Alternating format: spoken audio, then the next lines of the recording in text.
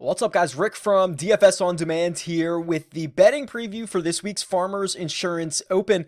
And what I want to do is I want to go back to the same project that we were working on last week, which is essentially a tournament predictor.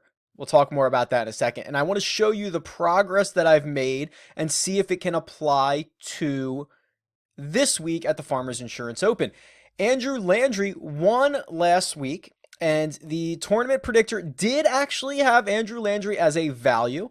Now, full disclosure, it had 37 golfers as a value, which would mean that 37 golfers in the field are capable of getting to the winning number based on all of the parameters that we put in. So I certainly am not victory lapping a result in which, 37 guys, that's like 20% of the field. So I'm certainly not victory lapping that, but it was cool to see when I went back and checked that he showed up there. So if you are new to this, and a lot of you are because we've only ever talked about it once, let me show you where I'm at because this is already a pretty significant upgrade to what I was showing you last week. I've put it into more of a tool instead of just a spreadsheet. I can interact with it a little bit more, but here is the general premise of this.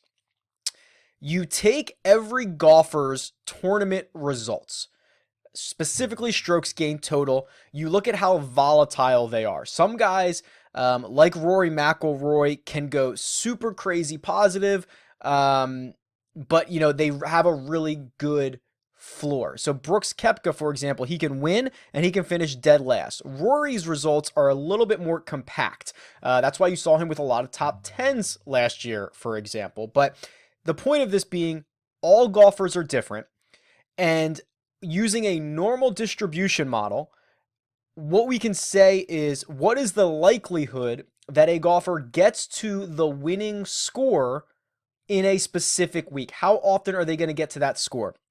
Keep in mind, the percentages that I'm showing does not mean the percentages that they are going to win the golf tournament. It is the percentage of time they can get to the score that we think is going to win. Obviously, if they get to that score and someone else also does and beats them, they haven't won.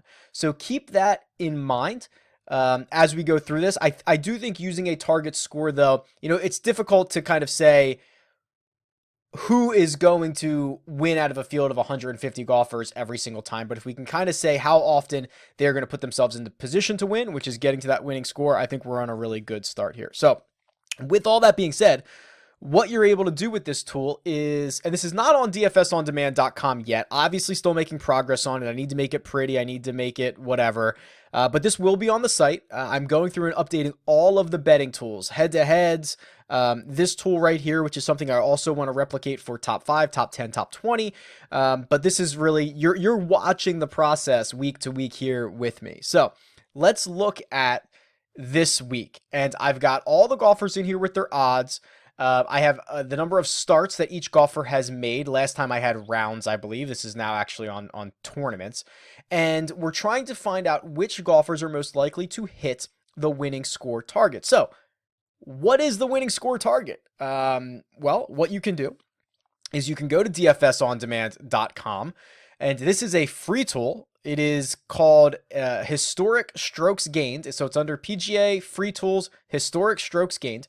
And this is actually the total number of strokes gained for every player in the field at every tournament by year. So what you're looking at, if you're watching on the video version, is the 2019 recap in which it shows Adam Scott and Justin Rose both gained a little over 11 strokes on the field last week. Now, you have to remember, this is a tiny bit skewed because we do not have shot link data, which means we don't have strokes gained data for the North Course. So this is only the 3 rounds at the South Course. So what's crazy is, technically last year, Adam Scott gained more strokes than anybody at the South Course, but he did not win the event because Justin Rose beat him at the North Course. But really what we're trying to do here is just find, hey, how many strokes is it likely to win a golf tournament? Using, 11.5 as your 3-round average, we can kind of say let's use 15 or 15 and a half strokes gained. That's what you're going to have to do to win a golf tournament. Let's just go with that. Now we can talk in, other versions of this and other weeks about how we're getting to this number and if there's a better way to get to that number. But for now, let's just call it 15 or 15 and a half. So what we can do is we can now come in here and we can change this winning score target to 15.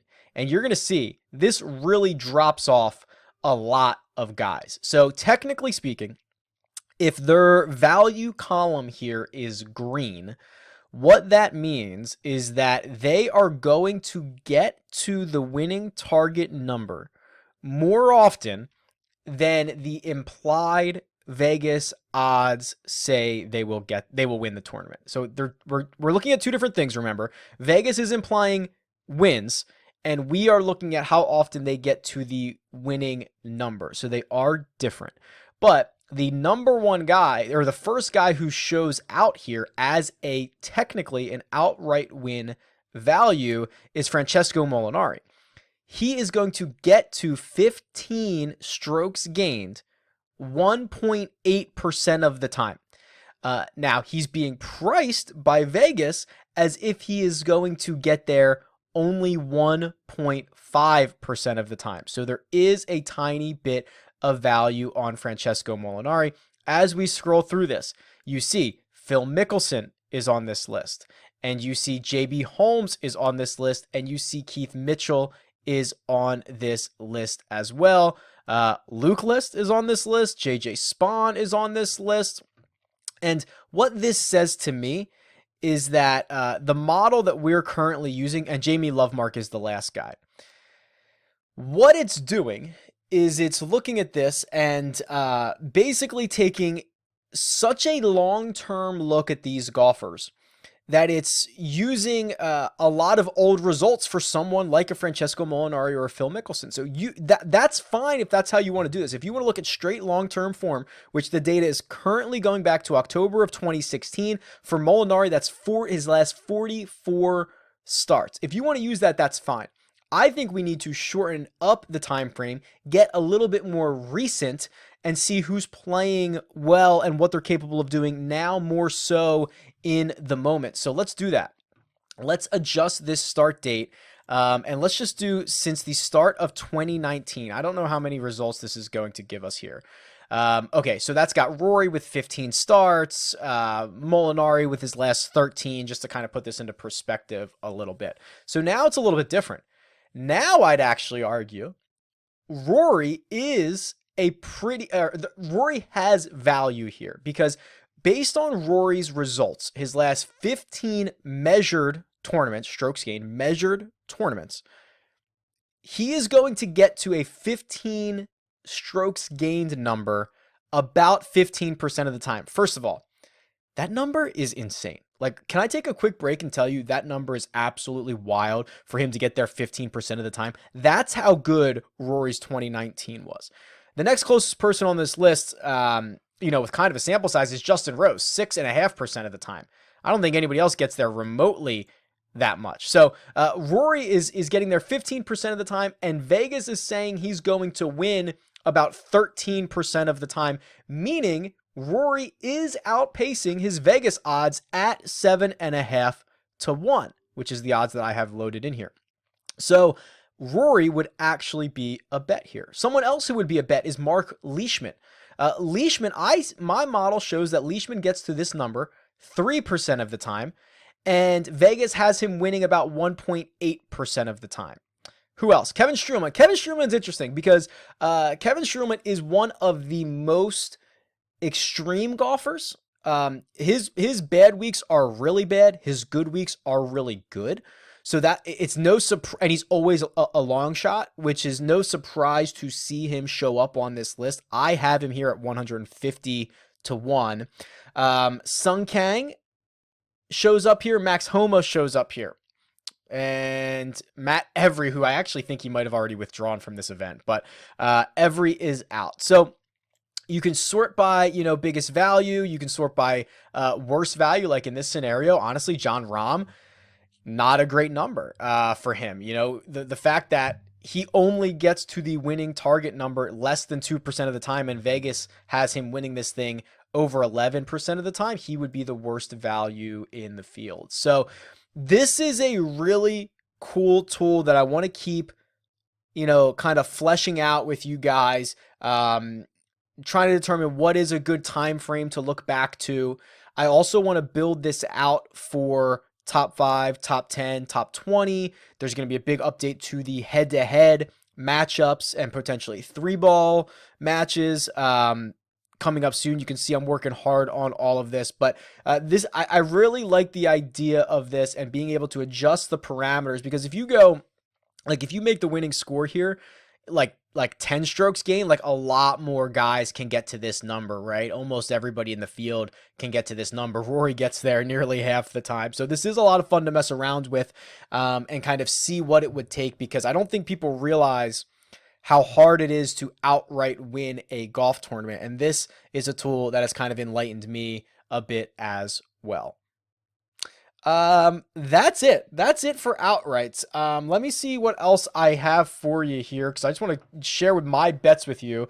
I did end up betting Xander at 18 and Woodland, I believe, at 22, and I opted to go with both of those guys instead of Rory. And then I am going to kind of pepper a few of the top 5, top 10, top 20 numbers for some of the longer shot guys, but this will probably be a pretty low volume week for me before the tournament starts. Once we get to live action and we see how the North Course is playing versus how the South Course is playing, I think there is going to be some opportunities there. So make sure to follow me on Twitter. It's at RickRunGood, and I will talk to you guys soon. Good luck.